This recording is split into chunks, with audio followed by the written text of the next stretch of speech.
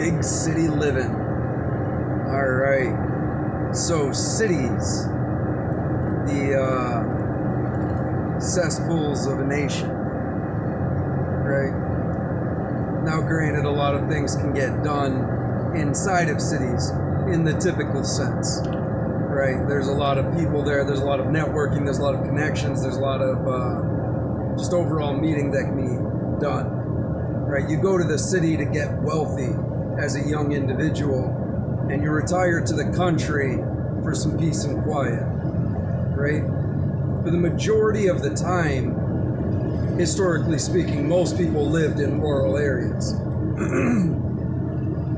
And the cities were provided for by the rural areas with farming and all of this other fun, right? They were more for the wealthy people. But they became issues with pestilence and diseases, and then obviously not being able to provide for themselves, but depending on the rural,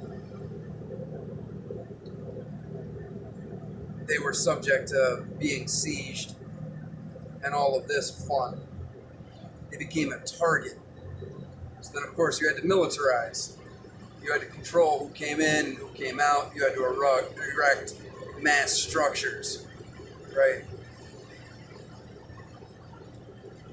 There were always issues with cities, but you needed them in order to bring people together where you could communicate quickly and you could delegate a lot of tasks, right? They're important hubs for education, for commerce.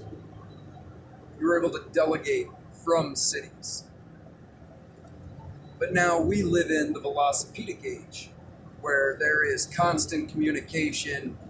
It doesn't matter where your location is, right? You see this with all the jobs that are going virtual. People are able to do them from home, and this has issues as well. Now, we are a nation of shopkeepers and middlemen at this point, referring to the United States.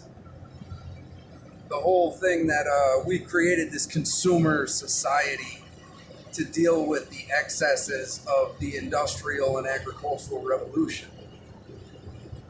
One piece of property is a lot more valuable when you have the equipment and the industry to manufacture on a grand scale. There used to be slaughterhouses all over the country.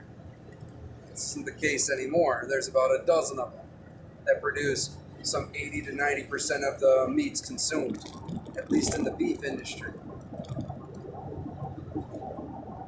Right?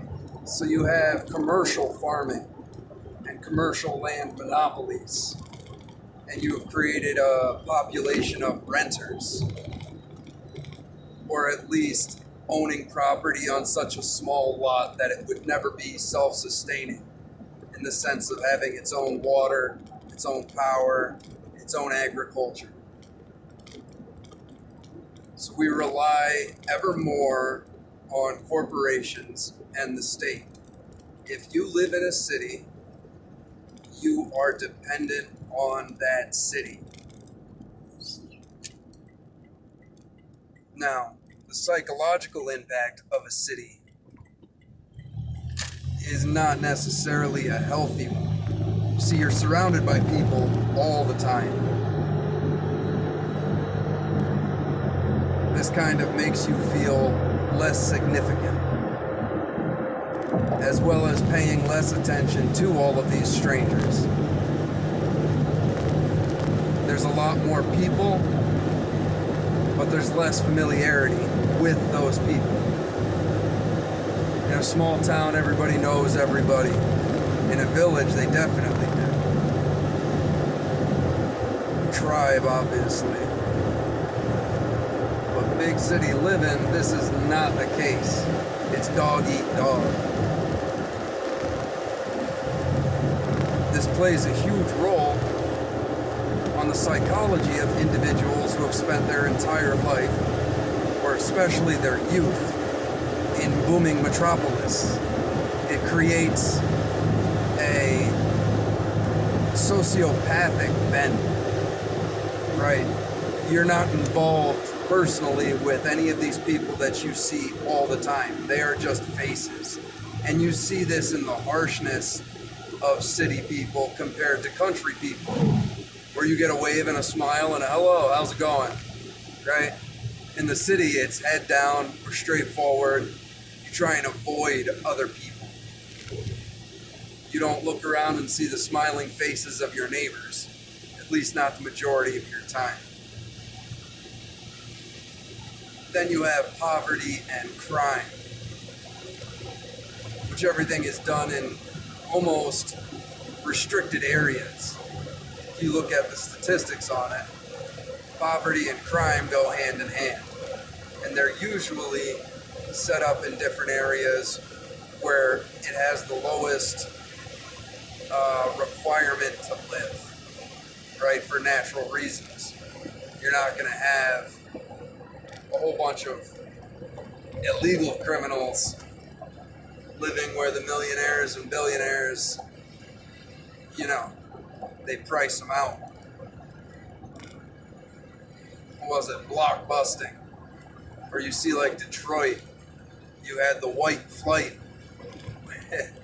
out of like District 9 and all these other places where they would move black families in, simultaneously white people would move out. And then it would lower the pricing on all of the properties there.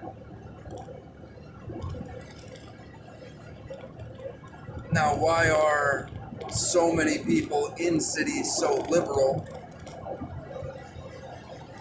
Right, this is the insidious loop that they are caught in. You depend on the state. And so, the welfare system, government assistance in general, is almost like a bribe for votes. We'll give you a little bit more of a bare minimum to survive on, as long as you keep us going. Now, this creates a parasitic environment where you're discouraged from production. You're discouraged from owning property. Right? If you have a house in your name, it makes it a lot more difficult to collect welfare. However, if you're renting a subsidized apartment, it's a lot easier. But now you are dependent. You are not self-sufficient. You're living in a cubicle, a little shoebox apartment in a concrete jungle, breathing in continual toxins, being closely compacted with your fellow man, at the same time rejecting their fellow humanity.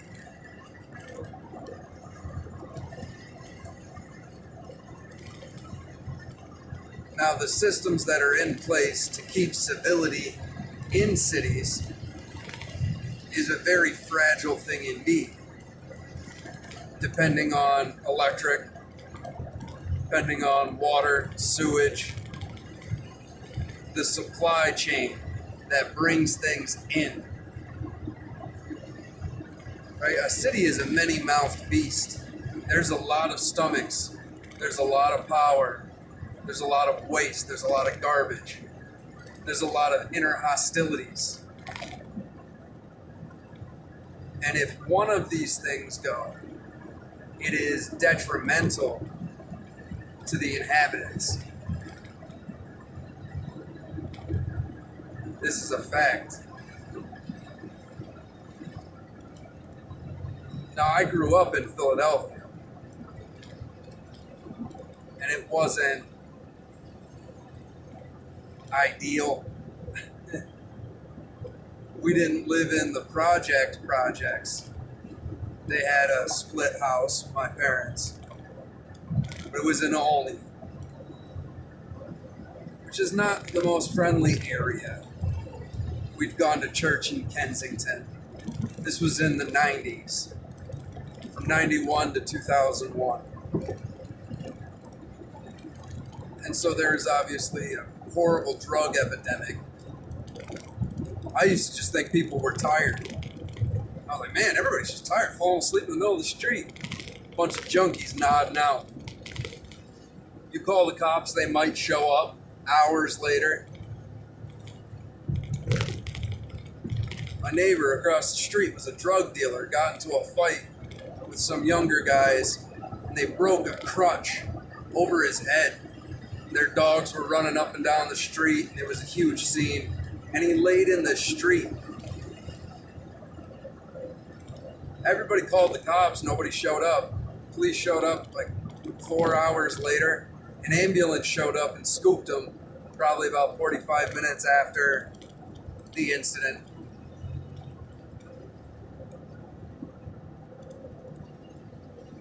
Now, there are strict gun laws in cities. This is another issue.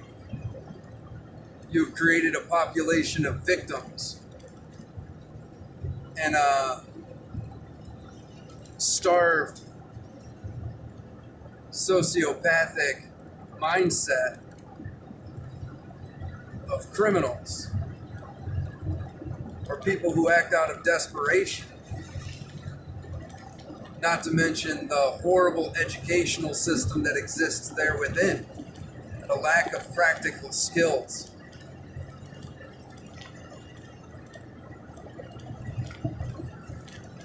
But let's go back to toxins. A lot of these individuals, especially impoverished ones, are drinking tap water containing fluoride and chlorine. You smell it. You can smell tap water. The bleach smell. Now this destroys your biodome because it's designed to be sterile and kill bacteria. Because when you're dealing with water on that grand of a scale, it is very difficult.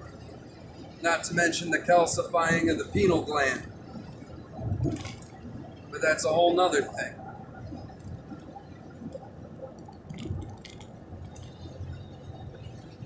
What are we doing?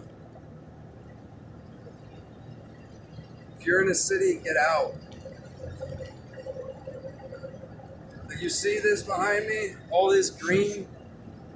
There's pasture right there, fenced in.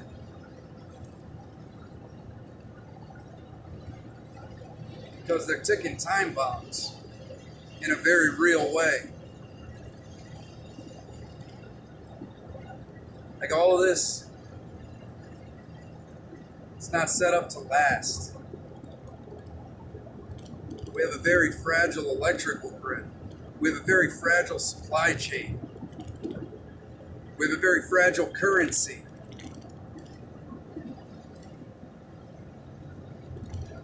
And a lot of people are not self-sufficient. And the majority of those are in cities that are ran by horrible democratic policies.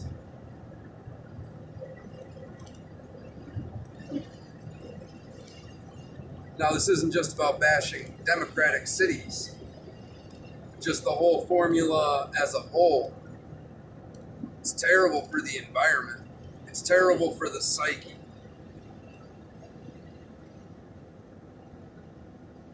They are unsustainable at the current rate.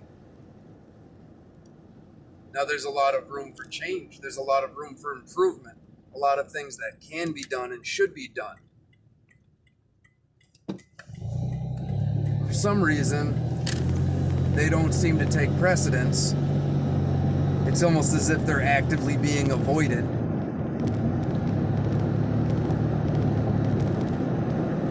There are individuals who are working incredibly hard toward it. There are a lot of outreach systems for inner city kids, right? Because that's where it needs to be primarily focused. These are our youth, and it's being squandered. They're nothing but raw potential, and they're being mistreated, undirected. It's heartbreaking to see.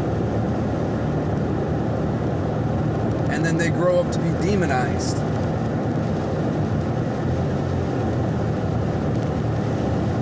How many generations of degradation are allowed to transpire before we are forced to break the cycle? And now there are individuals who rise above it. There's a great many who do not.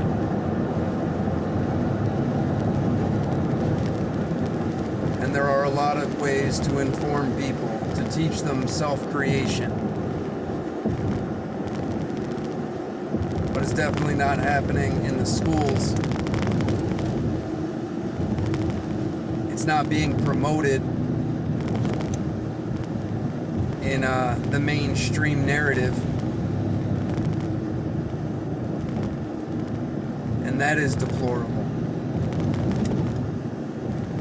If self-promotion and building yourself up, creation, were pushed as all of these other twisted agendas, imagine the impact that it would have on this generation if the same veracity was geared towards building up instead of tearing down. Imagine what we could be.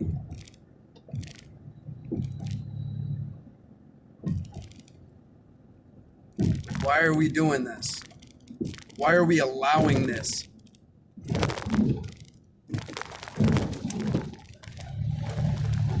It's unthinkable. And it has to be an active plan. That or it's just complete ineptitude. Either way, it is unforgivable, it's undismissible.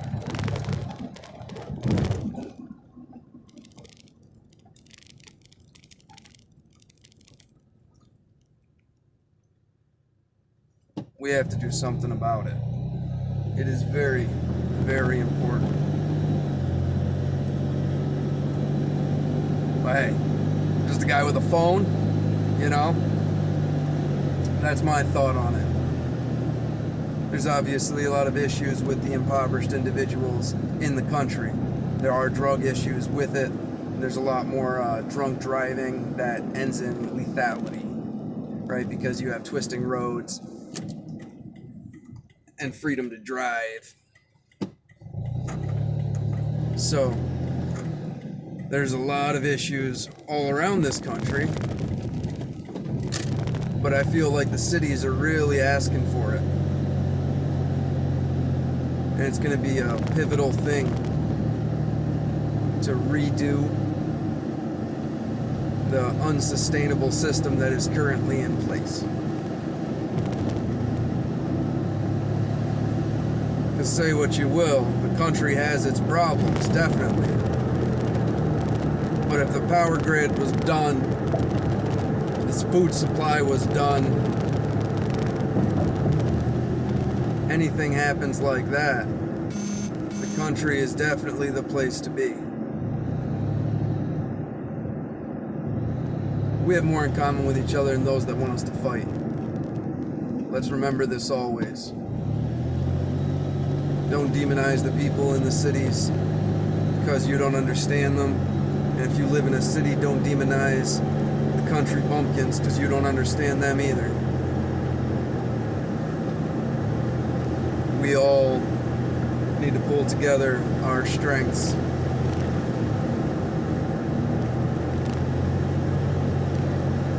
Best of luck.